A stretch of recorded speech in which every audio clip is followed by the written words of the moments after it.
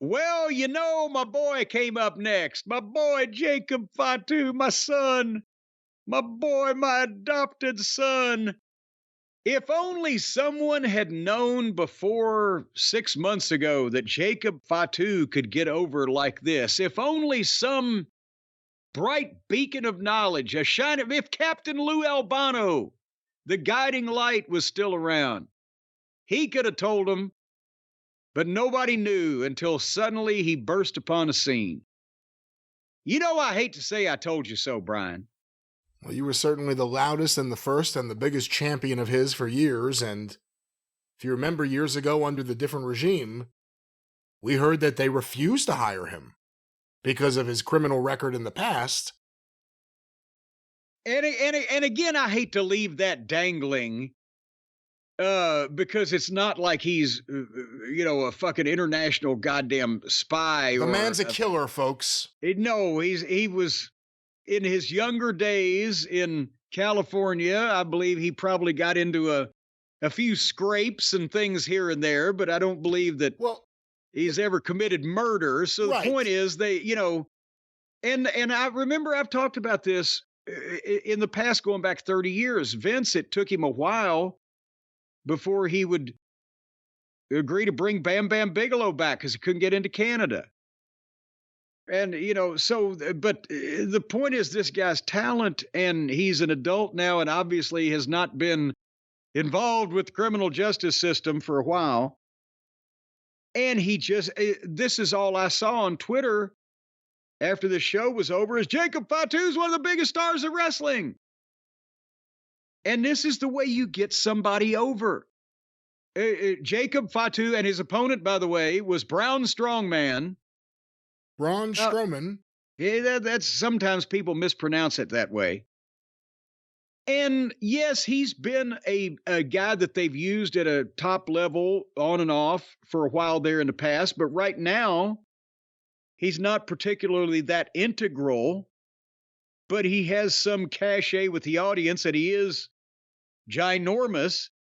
So you use this guy. You don't just humiliate him, but you give him some ability to fucking take care of himself, and then the heel turns the tide in some kind of way and then takes advantage of it, and you lay this big son of a bitch out and you get over. And it's, as Kevin Sullivan would say, it's not that hard. But this is the way you do it. Executing it properly is more difficult, but the concept, this is the way you get a guy over.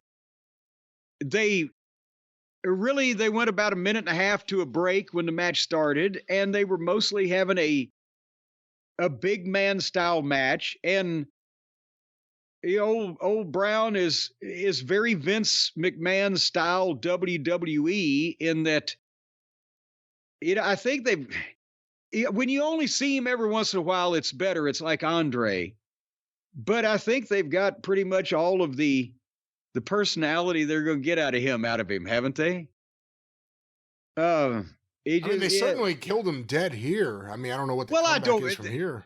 Well, the comeback from here would be after he's off TV for however long. If he comes back, if he wants to have another shot at him, they could beat him again. He was just off TV. Well, but he was hurt for real, I think, for a while there, wasn't he?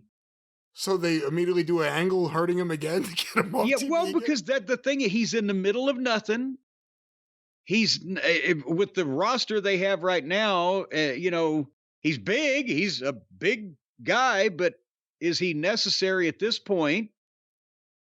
Boom. So you use him to get the guy that is necessary at this point over, and then send him back. And then you got an idea for Brown later on, and you bring him back and do something else, maybe. Whatever the fuck. But are they getting Jacob Fatu over like a Jimmy Snuka, where he became the heel that was cool to like, to the point where when he turned, everyone was ready for it and they wanted it already? Yes.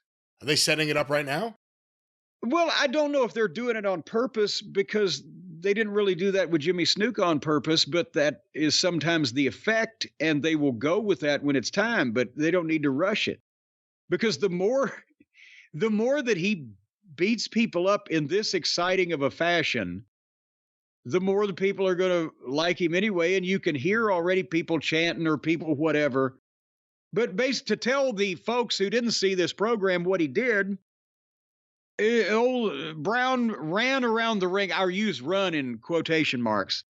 Remember a couple months ago, he ran around the ring and ran by the guy, and the guy just took a bump on his own. He didn't even touch the guy.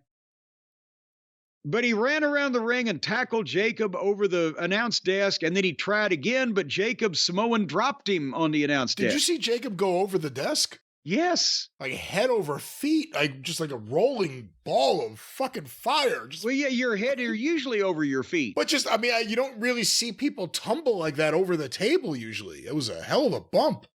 Well, he's a hell of a man. Okay, we're getting nowhere here, folks. He's a hell of a man. Big Jacob, big bad Jacob. So anyway, but I think actually Braun needs to drop the choo-choo run around the ring since Braun started doing it, and he does it like a goddamn Maserati where Braun does it like a fucking pickup truck. But then Jacob gave him 6 asses in the face. Just boom, boom, boom, and over in the turnbuckle. And finally, the referee gets in between like no more. So Jacob shit cans the referee and gives him 2 more asses in the face. And the referee disqualifies it. And the fans were booing because they wanted more ass in the face. And that's the point, is that we've lost the ability to really get heat on a really talented heel for beating up a kind of a baby face. They want to see this shit, and especially the Jacob stuff, the ass in the face and the moonsault. So Jacob threw the chair in. He's going to kill him. Here comes Aldous and security. And Fatu breaks free and does the moonsault, gets a big pop, and now Braun is bleeding from the mouth. And he hits him with another moonsault and gets a big pop. And then Tama Tonga shows up to try to get Jacob out. And the people are chanting, Fatu, Fatu. And he comes back in and does moonsault number 3. And finally he leaves and Braun is coughing up blood and everybody's fucking verklempt. And the people, it's excitement. He's chaos. This is the kind of shit that gets somebody over. So I thought this was very well done, even with our friend Mr. Strongman involved. You know, this was really well done, and the blood from the mouth was something you usually don't see to that level on broadcast TV for WWE, but let alone on Monday night or anything. And see, at least he didn't spit the whole rubber out. And not having Solo there is helping Jacob and also Tama get over their personalities a whole lot more. I think Tama, or Tommy Tonga, as they call him, I think that he's better off without Tonga Loa, and Jacob has more room to get over without Solo. And then we said, what are they going to do?